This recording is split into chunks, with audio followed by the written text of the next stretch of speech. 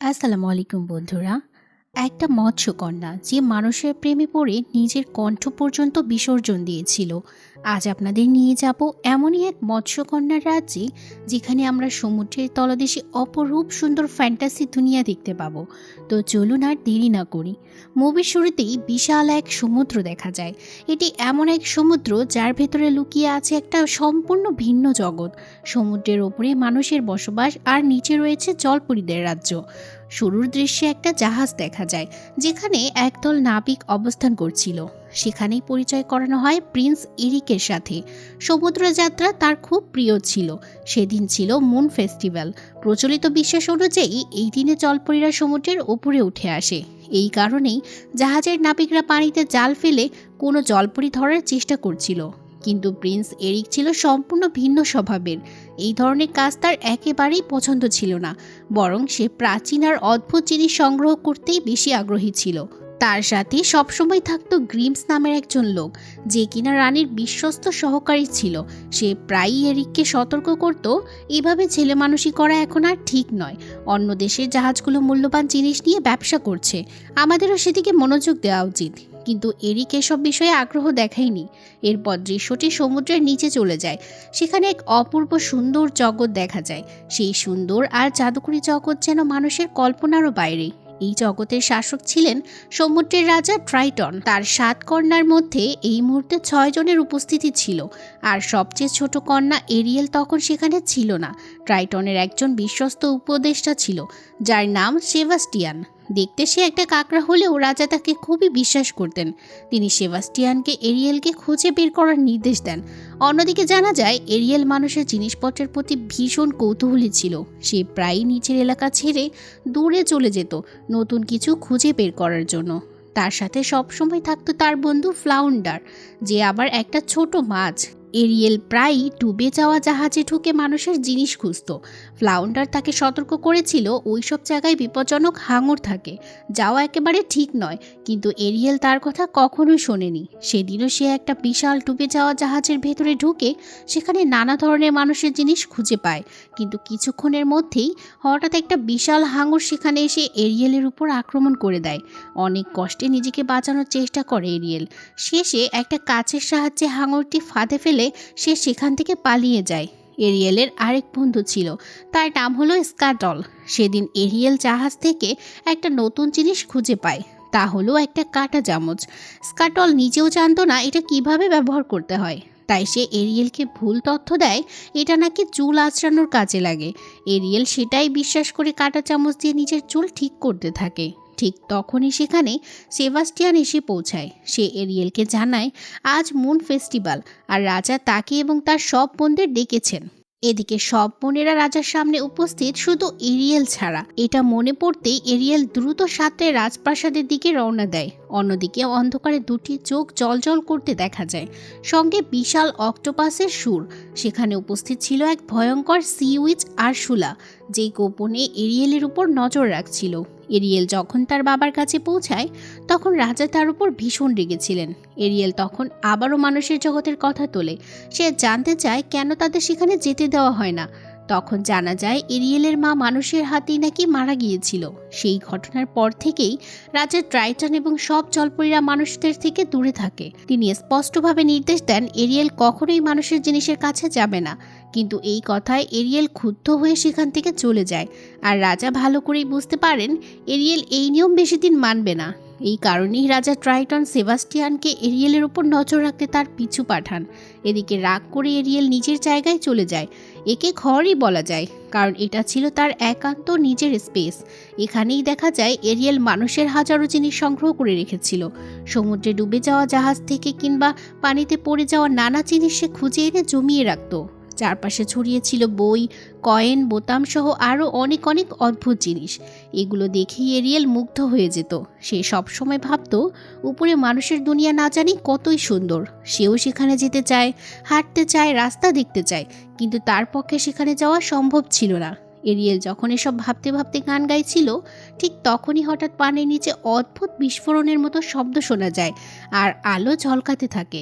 সে উপরে উঠে দেখে একটা বিশাল জাহাজ আতশবাজি ছুটছে।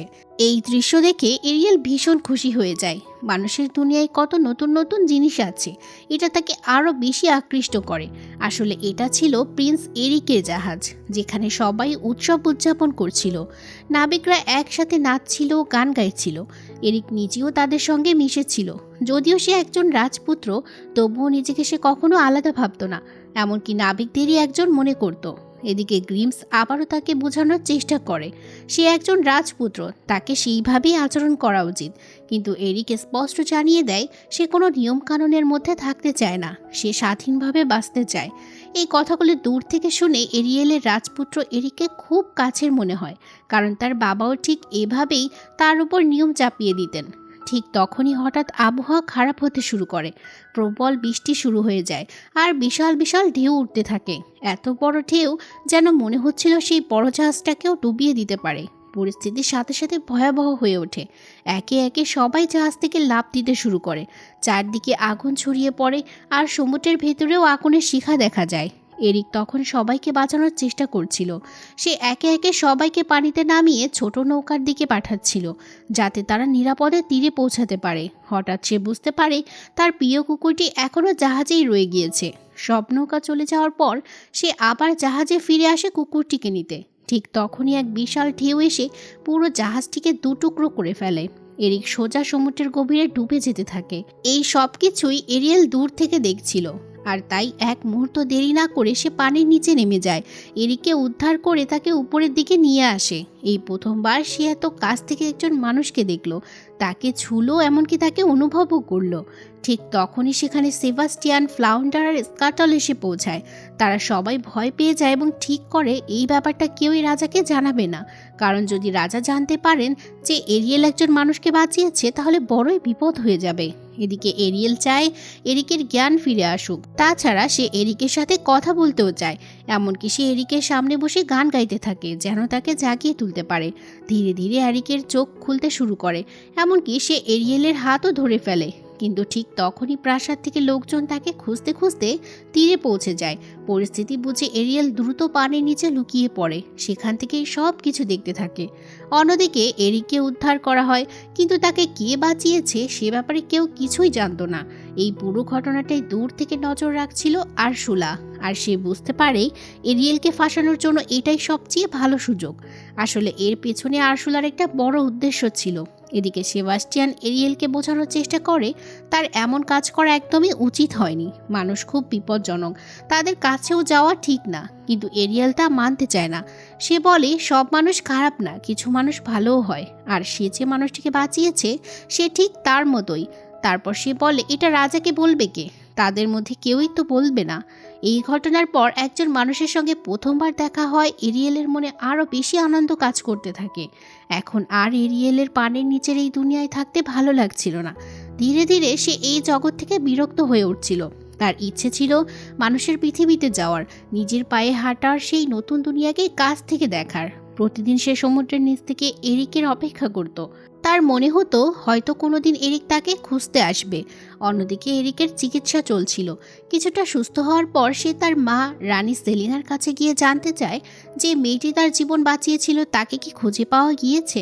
রানী সেলিনা জানায় সেই মেয়েটিকে খুঁজে বের করার জন্য অনেক লোক পাঠানো হয়েছে, কোনো খবর পাওয়া গেলে অবশ্যই তাকে জানানো হবে, তবে এখন তার বিশ্রাম নেওয়া উচিত। কিন্তু এরিক কোনোভাবেই শান্ত হতে পারছিল না। সে বলে মেয়েটিকে খুঁজে না পাওয়া পর্যন্ত তার ভালো লাগবে না, যেন সেই রহস্যময় মেয়েটির সাথেই তার জীবনের কোনো অদ্ভুত সম্পর্ক জড়িয়ে গিয়েছে। কিন্তু গ্রিমস আর রানী দুজনেই তাকে থামানোর চেষ্টা করে, কিন্তু এরিক তখন পুরোপুরি সেই অচেনা মেয়েটির চিন্তায় ডুবে গিয়েছিল। তার মনে এমনও সন্দেহ জাগে, তাহলে কি তাকে কোনো মারমেইড বাঁচিয়েছিল? এরপর থেকে প্রায় সে সমুদ্রের ধারে গিয়ে দাঁড়িয়ে থাকতো, যেন আবারও সেই মেয়েটিকে দেখতে পায়। এমনকি সে সেই ভাঙা জাহাজেও যেত। তার বিশ্বাস ছিল যদি আবার নিজের জীবন ঝুঁকিতে ফেলে, তাহলে সেই রহস্যময় জলপরি আবারও তাকে বাঁচাতে চলে আসবে। এদিকে সমুদ্রের নিচে এরিয়েলের অবস্থাও বদলে গিয়েছিল। সে সবসময় অন্যমনস্ক হয়ে থাকতো, নিজের বোনদের সাথেও ঠিকমতো কথা বলতো না। অন্য 6 বোন তখন সমুদ্রের নিচে হওয়া দুর্ঘটনার ধ্বংসাবশেষ সরাচ্ছিল। আসলে সেটাই ছিল এরিকের সেই জাহাজ যেটা ঝড়ে ভেঙে গিয়েছিল। এরিয়েলের বোনরা বলছিল তাদের বয়সও তারা এমনই ছিল, সবসময় চিন্তায় ডুবে থাকতো, কারোর সাথে কথা বলতে ভালো লাগতো না। কিন্তু রাজা ট্রাইটনের মনে হচ্ছিল তার মেয়ে হয়তো প্রেমে পড়েছে। এই কারণেই তিনি সেবাস্টিয়ানকে জিজ্ঞেস করেন এরিয়েল আসলে কাকে ভালোবেসেছে। সেবাস্টিয়ান প্রথমে বিষয়টা লুকাতে চাইলেও শেষ পর্যন্ত সব কথা সে বলেই ফেলে। সে জানায় এরিয়েল এক মানুষের সাথে দেখা করেছে। এই কথা শুনে রাজা ট্রাইটন ভীষণ রেগে যান। তিনি সেবাস্টিয়ানের কাছ থেকে পুরো ঘটনা জানতে চান। সবকিছু শোনার পর তিনি সরাসরি এরিয়েলের কাছে গিয়ে তাকে বকতে শুরু করেন। তিনি জানতে চান মানুষের কাছে যাওয়ার কি প্রয়োজন ছিল, মানুষ কতটা বিপজ্জনক সেটা কি সে জানে না। এরিয়েলেরও নিজের বাবাকে বোঝানোর চেষ্টা করে। সে বলে সব মানুষ খারাপ নয়, সেই মানুষটির জীবন বিপদে ছিল বলেই সে তাকে বাঁচিয়েছিল। কিন্তু ট্রাইটন কোনো ঝুঁকি নিতে চাননি।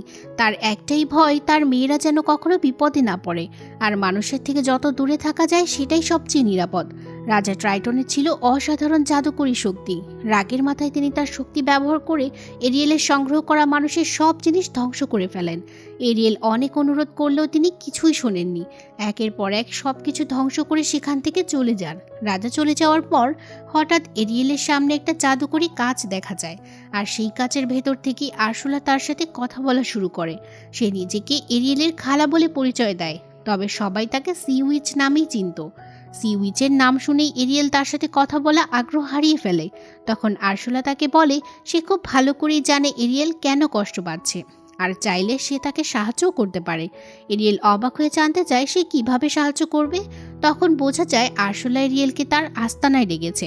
এদিকে ফ্লাউন্ডার আর সেবাস্টিয়ানের দুজনেরই মনে হচ্ছিল এখানে নিশ্চয়ই কোনো খারাপ উদ্দেশ্য আছে, কারণ কোনো কারণ ছাড়া সিউইচ কখনো কাউকে সাহায্য করে না। দুটি সিল এরিয়েলকে নিয়ে আরশুলার আস্তানায় পৌঁছে দেয়। সেখানে দেখা যায় আরশুলা আসলে এক বিশাল অক্টোপাস আকৃতির দানব। একসময় আশেপাশের ভয়ঙ্কর সামুদ্রিক প্রাণীরা এরিয়েলের উপর আক্রমণ করতে যায়, কিন্তু আরশুলা তাদেরকে থামিয়ে দেয়। এরপর সে সরাসরি এরিয়েলকে বলে সে জানে এরিয়েল একজন মানুষকে ভালোবেসেছে এবং মানুষের দুনিয়ায় যেতে চায়, আর সে চাইলে এই ইচ্ছা পূরণ করতে পারে। তবে এর বিনিময়ে তার একটি শর্ত রয়েছে। এরিয়েল জানতে চায় শর্তটা কি। তখন আরশুলা জানায় সে এরিয়েলকে মানুষের মতো পা দিতে পারবে, সে মানুষের দুনিয়ায় যেতে পারবে, এমনকি যাকে ভালোবাসে তার কাছেও যেতে পারবে। কিন্তু শর্ত হলো 3 দিনের মধ্যে তাকে একটি ট্রু লাভ কিস পেতে হবে। যদি 3 দিনের মধ্যে সেই সত্যিকারের ভালোবাসার চুমু না পায়, তাহলে সে আবার আগের রূপে ফিরে যাবে। আর মানুষের রূপান্তর হওয়ার পর তার জন্য সবচেয়ে বড় সমস্যা হবে সে আর পানিতে সাঁতার কাটতে পারবে না। তবে সবচেয়ে গুরুত্বপূর্ণ শর্ত ছিল এরিয়েলকে তার কণ্ঠস্বর আরশুলার হাতে তুলে দিতে হবে। আর যদি 3 দিনের মধ্যে সে ট্রু লাভ কিস না পায়, তাহলে তাকে চিরদিনের জন্য আরশুলার সাথেই থাকতে হবে। এতগুলো ভয়ঙ্কর শর্ত শোনার পর এরিয়েল প্রথমে আরশুলার কোনো কথাই মানতে চায় না। সে সেখান থেকে চলে যেতেই যাচ্ছিল, কিন্তু তখন আরশুলা তাকে উস্কে দিতে শুরু করে। সে বলে ঠিক আছে, তাহলে ফিরে যাও তোমার বাবার কাছেই, সেই বাবার কাছে যে তোমাকে সব সময় মানুষের দুনিয়া থেকে দূরে রাখতে চায়, আর সারা জীবন এই সমুদ্রের নিচেই বন্দী হয়ে থেকো। এই কথাগুলো এরিয়েলের মনে গভীরভাবে আঘাত করে। শেষ পর্যন্ত সে আরশুলার প্রস্তাবে রাজি হয়ে যায়। এরপর আরশুলা তার জাদু ব্যবহার করে। প্রথমেই সে এরিয়েলের কণ্ঠস্বর কেড়ে নিয়ে সেটাকে নিজের গলায় থাকা একটি লকেটের ভেতরে বন্দি করে রাখে। তারপর ধীরে ধীরে এরিয়েলের শরীরে পরিবর্তন আসতে শুরু করে।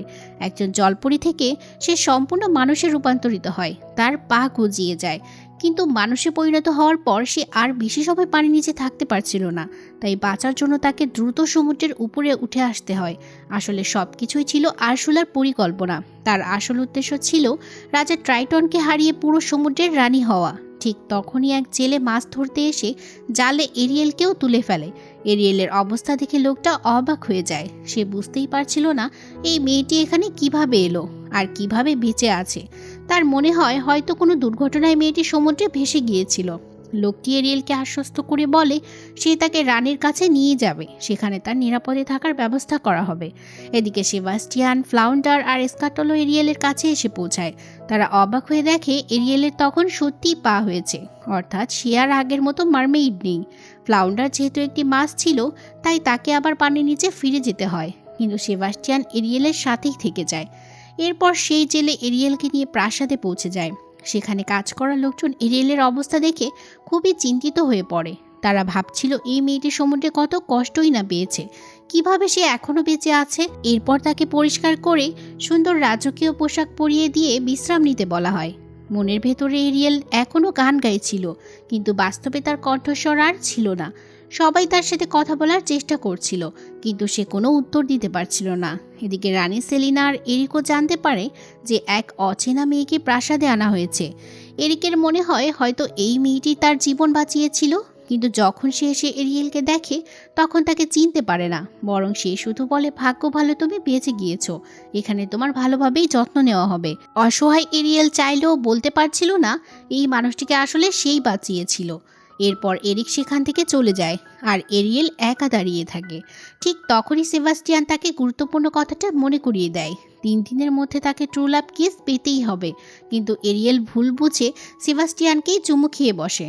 তখন সেবাস্টিয়ান তাড়াতাড়ি তাকে বোঝায় তাকে না, বরং এরিককে চুমু খেতে হবে, না হলে আরশুলা তাকে চিরদিনের জন্য নিজের কাছে আটকে রাখবে। কিন্তু এরিয়েল যেন সব কিছু ভুলে গিয়েছিল। মানুষের দুনিয়ায় এসে সে এতটাই মুগ্ধ হয়ে পড়েছিল যে নিজের আসল উদ্দেশ্যটাই মাথা থেকে সরে গিয়েছে। ঠিক তখন স্ক্যাটলও সেখানে এসে হাজির হয়। সে এসেই টেবিলে রাখা নাস্তা খেতে শুরু করে। কথা বলতে বলতে হঠাৎ তারা খেয়াল করে এরিয়েল সেখানে নেই। আসলে মানুষের দুনিয়ায় এসে এরিয়েলের সামনে যেন নতুন এক পৃথিবী খুলে গিয়েছিল। সে চারপাশে সব কিছু ঘুরে ঘুরে দেখতে চাইছিল, এমনকি ঠিকমতো হাঁটতেও সে এখনও শিখে উঠতে পারেনি। ঘুরতে ঘুরতে সে একসময় এমন একটি ঘরে পৌঁছে যায় যেখানে অনেক পুরনো অদ্ভুত জিনিস রাখা ছিল। এগুলো সবই ছিল এরিকের সংগ্রহ করা জিনিস, কিছু সমুদ্রের উপরে থেকে আর কিছু সমুদ্রের গভীর থেকে তুলে আনা। এরিয়েল প্রতিটি জিনিস মুগ্ধ হয়ে দেখতে থাকে। একসময় তার চোখে পড়ে একটি ছোট্ট মারমেইডের মূর্তি। সেটাকে সে খুব যত্ন করে আবার আগের জায়গায় রেখে দেয়। ঠিক তখনই সেখানে এরিক চলে আসে। সে দেখে এরিয়েল তার সংগ্রহ করা জিনিসগুলো খুঁটিয়ে খুঁটিয়ে দেখছে। এরপর এরিক নিজেই তাকে একে একে সব জিনিস দেখাতে শুরু করে। কোনটা কোথা থেকে পেয়েছে, কিভাবে সংগ্রহ করেছে সব বলতে থাকে। একসময় এরিয়েল একটি বড় পাথর ভেঙে ফেলে আর তার ভেতর থেকে বেরিয়ে আসে বিশাল এক হীরা। এরিক নিজেও জানতো না যে এই পাথরের মধ্যে এত মূল্যবান কিছু লুকানো ছিল। এরপর এরিয়েল একটা শঙ্খ বাজায়, আর এটাও এরিকের কাছে সম্পূর্ণ নতুন অভিজ্ঞতা ছিল। ধীরে ধীরে এরিক তার সাথে অনেক স্বাভাবিক হয়ে ওঠে। সে মানচিত্র খুলে তাকে পৃথিবীর বিভিন্ন জায়গার গল্প শোনাতে শুরু করে। ঠিক তখনই সেখানে গ্রিমস এসে পৌঁছায়। এরিককে এত খুশি দেখে সে জিজ্ঞেস করে যে মেয়েটি তার জীবন বাঁচিয়েছিল তাকে খোঁজার কাজ কি এখনও চালিয়ে যেতে হবে। এরিক সঙ্গে সঙ্গে বলে অবশ্যই, তাকে যেন কোনোভাবেই ভুলে না যাওয়া হয়। এরপর সে গ্রিমসের কাছে একটি ঘোড়ার গাড়ি চায়। গ্রিমস জানতে চায় সেটি কী জন্য দরকার। তখন এরিক জানায় সে বাইরে যেতে চায়, সেই রহস্যময় মেয়েটিকে খুঁজে বের করার জন্য। গ্রিমস রাজি হলেও তাকে সাবধান করে দেয় এই ব্যাপারটা যেন কেউ জানতে না পারে, কারণ এরিককে এখনও প্রাসাদের বাইরে যেতে নিষেধ করা হয়েছিল। পরের দিন এরিক গোপনে এরিয়েলকে নিয়ে প্রাসাদ থেকে বেরিয়ে পড়ে। এবার এরিয়েলকে নিজেই ঘোড়া চালাতে হচ্ছিল, তাই সে লাগাম হাতে নিয়ে দারুণ আনন্দে ঘোড়া ছোটাতে শুরু করে। কিছুক্ষণের মধ্যেই তারা একটি গ্রামের ভেতরে পৌঁছে যায়। চারপাশে এত নতুন নতুন জিনিস দেখে এরিয়েল ভীষণ খুশি হয়ে যায়, এমনকি সে এরিকের জন্য একটা টুপিও কিনে নেয়। এরপর দুজন একসাথে নাচতে শুরু করে। সন্ধ্যার দিকে এরিয়েলের চোখে একটি ছোট নৌকা পড়ে। তখন এরিক তাকে ঘুরিয়ে দেখানোর জন্য নৌকাটি পানিতে নামিয়ে দেয়। এদিকে সেবাস্টিয়ান আর স্কাটলের মনে হয় এটাই সবচেয়ে উপযুক্ত সময়, কারণ এরিক আর এরিয়েলের মধ্যে ইতিমধ্যেই ভালোবাসা তৈরি হয়ে গিয়েছে। এখন যদি এরিয়েল এরিককে চুমু খায় তাহলে সে চিরদিনের জন্য মানুষ হয়ে থাকবে, আর তাতে আরশুলার পরিকল্পনাও ব্যর্থ হয়ে যাবে। এদিকে নৌকায় বসে ওদের দুজনের মধ্যে দারুণ কিছু মুহূর্ত তৈরি হয়। তারা একসাথে আকাশের দিকে তাকিয়ে থাকে। একসময় এরিক এরিয়েলের নাম জানতে চায়, কিন্তু কণ্ঠস্বর না থাকায় এরিয়েল কিছু বলতেই পারে না। তখন সে আকাশের দিকে ইশারা করে কিছু বোঝানোর চেষ্টা করে। শেষ পর্যন্ত এরিক নিজেই তার নাম আন্দাজ করে বের করে ফেলে, এরিয়েল। হাসি ঠাট্টা করতে করতেই তারা একে অপরের খুব কাছাকাছি চলে আসে। প্রায় চুমু খেতেই যাচ্ছিল, ঠিক তখনই হঠাৎ আরশুলার পাঠানো সিলগুলো এসে পুরো নৌকাটাই উল্টে দেয়। ফলে শেষ মুহূর্তে তাদের চুমু আর হয়ে ওঠে না। দূর থেকে সবকিছু দেখে আরশুলা বুঝে যায় এভাবে চলতে থাকলে সে হেরে যাবে, তাই এবার তাকে নিজেকেই কিছু করতে হবে। অন্যদিকে রাজা ট্রাইটন তখন নিজের মেয়েদের জিজ্ঞেস করছিলেন কেউ কি এরিয়েলকে দেখেছে। অনেক সময় পেরিয়ে গিয়েছে, কিন্তু সে এখনো ফিরে আসেনি। এরপর এরিয়েলের সব বোন তাকে খুঁজতে বেরিয়ে পড়ে। এদিকে পুরো ভিজে অবস্থায় এরিক আর এরিয়েল প্রাসাদে ফিরে আসে। সেখানে গ্রিমস তাদের দেখে মুচকি হেসে বলে আজকের দিনটা নিশ্চয়ই খুব ভালো কেটেছে। এরিককে তখন এরিয়েলের সঙ্গে সত্যিই অনেক খুশি দেখাচ্ছিল। এরিয়েল নিজের ঘরে চলে যায়, আর তখন গ্রিমস এরিককে বলে হয়তো এখন সেই রহস্যময় মেয়েটিকে খোঁজার কাজ বন্ধ করা উচিত, কারণ যার সাথে সে সুখী তাকে তো সে পেয়ে গিয়েছে। কিন্তু এরিকের মনের ভেতর এখনও একটা অপূর্ণ অনুভূতি রয়ে গিয়েছিল। সে অন্তত একবার সেই মেয়েটিকে দেখতে চেয়েছিল যে তার জীবন বাঁচিয়েছিল। এই কারণেই রাতে সে নদীর ধারে গিয়ে দাঁড়িয়ে বারবার ডাকতে থাকে কে তাকে বাঁচিয়েছিল।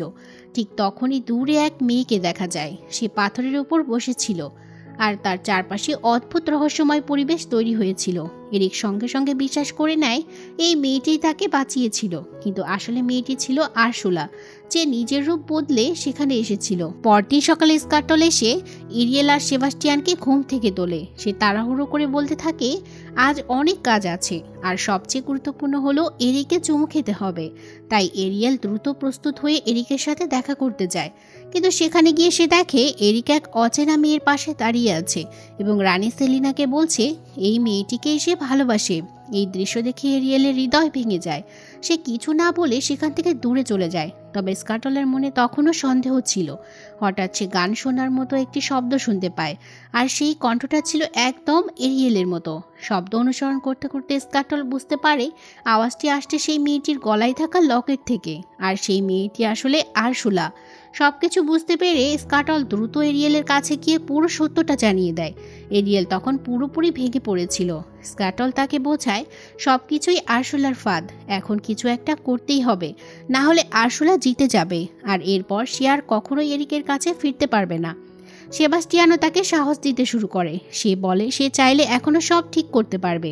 এরপর সেবাস্টিয়ান স্কাটলের সাহায্য চায়, তারপর দ্রুত প্রাসাদের দিকে রওনা হয়। এই সময় গ্রিমস এরিকে জিজ্ঞেস করে এই মেয়েটি কি সত্যি সেই মানুষ যাকে সে ভালোবাসে, কারণ গতকাল পর্যন্ত তো তাকে এরিয়েলের সাথেই সবচেয়ে সুখী দেখাচ্ছিল।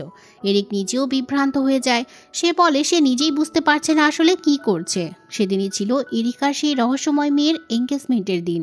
ঠিক তখনই সেবাস্টিয়ান এসে সরাসরি মেয়েটির উপর ঝাঁপিয়ে পড়ে, আর তখনই সবার সামনে ধরা পড়ে সে আসলে আরশুলা। আরশুলা রাগে সেবাস্টিয়ানকে সরিয়ে ফেলার চেষ্টা করতে থাকে। ঠিক সেই সময় এরিয়েলও সেখানে পৌঁছে যায় এবং আরশুলার সঙ্গে লড়াই শুরু করে। প্রথমে সে আরশুলার গলার লকেটটি ভেঙে ফেলে, আর লকেট ভাঙতেই এরিয়েলের হারানো কণ্ঠস্বর আবার তার কাছে ফিরে আসে। দীর্ঘ সময় পর প্রথমবারের মতো সে নিজের কণ্ঠে কথা বলতে পারে। সে সঙ্গে সঙ্গে এরিকে জানায় সেদিন সমুদ্রে তার জীবন আসলে সেই বাঁচিয়েছিল। সবকিছু বুঝে এরিকও উপলব্ধি করে সে এতক্ষণ এক মিথ্যার ফাঁদে আটকে ছিল। কিন্তু ঠিক তখনই সূর্য ডুবে যায়, আর তৃতীয় দিনের সময়সীমাও শেষ হয়ে যায়। এরিক আর এরিয়েলের ট্রু লাভ কিস আর হয়ে ওঠেনি। ফলে সঙ্গে সঙ্গে এরিয়েল আবার জলপরীতে রূপান্তরিত হয়ে যায়, আর একই সময়ে আরশুলাও নিজের আসল ভয়ঙ্কর রূপে ফিরে আসে। বিশাল বিশাল সুর বের করে সে এরিয়েলকে নিয়ে সমুদ্রের গভীরে ঝাঁপ দেয়। ঠিক তখনই রাজা ট্রাইটন নিজের মেয়েকে ফিরিয়ে নিতে সেখানে হাজির হন, কিন্তু আরশুলা তাকে মনে করিয়ে দেয় এরিয়েল তার সাথে রক্তের চুক্তি করেছিল, আর সেই চুক্তি কখনো ভাঙা যায় না। এখন এরিয়েল সম্পূর্ণভাবে তার অধীনে। নিজের মেয়েকে বাঁচানোর জন্য রাজা ট্রাইটন শেষ পর্যন্ত নিজের জীবন পর্যন্ত উৎসর্গ করতে প্রস্তুত হয়ে যান। আরশুলার আসল লক্ষ্য ছিল সেটাই, ট্রাইটনের জাদুকরী শক্তি আর তার ম্যাজিক্যাল ট্রাইডেন্ট দখল করা। আরশুলার আসল উদ্দেশ্য ছিল রাজা ট্রাইটনকে সরিয়ে পুরো সমুদ্রের রানী হয়ে যাওয়া। ঠিক তখনই আরশুলার নিয়ন্ত্রণে থাকা ভয়ঙ্কর সামুদ্রিক প্রাণীগুলো আক্রমণ করে বসে, আর সেই আক্রমণেই রাজা ট্রাইটন প্রাণ হারান। এরিয়েল মুক্ত হয়ে গিয়েছিল ঠিকই, কিন্তু নিজের বাবাকে হারিয়ে সে পুরোপুরি ভেঙে পড়ে। ঠিক সেই সময় এরিয়েলকে বাঁচানোর জন্য এরিকও সেখানে পৌঁছে যায়। পরিস্থিতি আরও ভয়ঙ্কর হয়ে ওঠে যখন আরশুলা নিজের উপর জাদু ব্যবহার করে এক বিশাল দানবাকৃতি অক্টোপাসে পরিণত হয়, আর বিশাল সুরগুলো পুরো সমুদ্র জুড়ে ছড়িয়ে পড়ে। চারদিকে যেন ধ্বংস নেমে আসে। এরিক তখন একটি ভাঙা জাহাজের ওপর ঝুলেছিল, আর এরিয়েল মরিয়া হয়ে তাকে বাঁচানোর চেষ্টা করছিল। অন্যদিকে আরশুলা বারবার এরিয়েলকে হত্যা করার চেষ্টা করছিল। একসময় এরিক একটি পাথুরে জায়গায় আটকা পড়ে। ঠিক তখনই এরিয়েলের চোখে একটি ভাঙা জাহাজ পড়ে, যার সামনের অংশটা ছিল অত্যন্ত ধারালো। সুযোগ বুঝে এরিয়েল জাহাজটিকে ঘুরিয়ে সরাসরি আরশুলার দিকে ঠেলে দেয়। জাহাজের ধারালো অংশটি আরশুলার শরীর ভেদ করতেই তার সমস্ত জাদু মুহূর্তের মধ্যেই শেষ হয়ে যায়। যে ভয়ঙ্কর দানব কয়েক মুহূর্ত আগেও পুরো সমুদ্র কাঁপিয়ে দিচ্ছিল, সে আবার নিজের আসল রূপে ফিরে আসে। আরশুলার মৃত্যুর সঙ্গে সঙ্গেই তার সব জাদুর প্রভাব ভেঙে যায়, আর তখনই রাজা ট্রাইটনও আবার জীবিত হয়ে ওঠেন। তিনি উঠে এসে এরিয়েলের দিকে তাকিয়ে বলেন আজ তার জীবন তার মেয়েই বাঁচিয়েছে। এরপর এরিয়েল পানির নিচে গিয়ে তার বাবার জাদুকরী অস্ত্রটি ফিরিয়ে দেয়। এরিয়েলও আবেগ নিয়ে বলে তার বাবাও তাকে বাঁচানোর জন্য নিজের জীবন পর্যন্ত উৎসর্গ করেছিলেন। এই মুহূর্তে মানুষ হওয়ার ইচ্ছার চেয়েও তার বাবার ভালোবাসা তার কাছে অনেক বড় হয়ে উঠেছিল। অন্যদিকে পরের দিন এরিক সমুদ্র তীরে ফিরে আসে। সেখানে পৌঁছে সে রানী সেলিনাকে বলে তাকে আবার সমুদ্রে যেতে হবে, কারণ তাকে এরিয়েলকে খুঁজে বের করতেই হবে। কিন্তু রানী সেলিনা তাকে থামিয়ে দেন। তিনি বলেন সমুদ্র অত্যন্ত বিপজ্জনক, সেখানে ভয়ঙ্কর সামুদ্রিক প্রাণী রয়েছে যারা তাকে বাঁচতে দেবে না। ঠিক তখনই পানিতে ভেসে আসে এরিয়েলের পোশাক। এটা দেখে এরিকের বুক ভেঙে যায়। তার মনে হতে থাকে হয়তো এরিয়াল আর বেঁচে নেই। এদিকে রাজা ট্রাইটন একদিন সেবাস্টিয়ানকে জিজ্ঞেস করেন তিনি কি সত্যিই ভুল করেছিলেন। তিনি তো সবসময় নিজের মেয়েদের ভালো চেয়েছিলেন, তাহলে এরিয়েল এত কষ্টে আছে কেন? তখন সেবাস্টিয়ান তাকে বোঝায় হয়তো এরিয়েলের সত্যিকারের সুখ মানুষের দুনিয়াতেই, আর তার সুখ এরিকের সাথেই জড়িয়ে আছে। সেবাস্টিয়ানের কথা শুনে রাজা ট্রাইটন শেষ পর্যন্ত নিজের মন পরিবর্তন করেন। তিনি আবারও জাদু ব্যবহার করে এরিয়েলকে মানুষে রূপান্তরিত করে দেন। এদিকে এরিক তখন সমুদ্রের ধারে দাঁড়িয়ে এরিয়েলের অপেক্ষা করছিল, আর ঠিক তখনই এরিয়েল মানুষের রূপে আবার তার সামনে ফিরে আসে। অবশেষে তাদের বহু প্রতীক্ষিত ট্রু লাভ কিস সম্পূর্ণ হয়। এরপর প্রাসাদে তাদের বিয়ে অনুষ্ঠিত হয়। বিয়ের পর তারা একসাথে পুরো পৃথিবী ঘুরে দেখার সিদ্ধান্ত নেয়। রানী সেলিনা এবং প্রাসাদের সবার আশীর্বাদ নিয়ে তারা রওনা হওয়ার প্রস্তুতি নিচ্ছিল। কিন্তু যাওয়ার আগে এরিয়েলের আরেকবার তার বাবার সাথে দেখা করার ইচ্ছে ছিল। ঠিক তখনই রাজা ট্রাইটনও সেখানে এসে উপস্থিত হন নিজের মেয়েকে আশীর্বাদ দেওয়ার জন্য। তিনি আবেগ নিয়ে স্বীকার করেন এরিয়েলের সাথে তিনি অনেক অন্যায় করেছিলেন, এমনকি মানুষদের সম্পর্কে তার ধারণাটাও ভুল ছিল। কারণ একজন মানুষ তার স্ত্রীকে হত্যা করলেও তার মানে এই নয় যে সব মানুষ খারাপ। এরপর তিনি ঘোষণা দেন আজ থেকে মারমেইড আর মানুষ একসাথেই থাকবে। ধীরে ধীরে অনেক জলপরি সমুদ্রের উপরে উঠে আসে, যারা মানুষের সঙ্গে নতুনভাবে সম্পর্ক করতে প্রস্তুত ছিল। এরিয়েল আবেগে তার বাবা রাজা ট্রাইটনকে জড়িয়ে ধরে, আর শেষে এরিয়েল আর এরিক একসাথে নতুন জীবনের পথে যাত্রা শুরু করে। এইভাবেই শেষ হয়ে যায় অসাধারণ সুন্দর এই মুভিটির গল্প। তো বন্ধুরা, আপনাদের কাছে দ্য লিটল মারমেইড মুভিটি কেমন লেগেছে অবশ্যই জানাবেন। আজ এখানেই শেষ করছি। আবার দেখা হবে নতুন কোনো মুভির এক্সপ্লেনেশন নিয়ে। ততক্ষণ পর্যন্ত সবাই ভালো থাকবেন। আল্লাহ হাফিজ।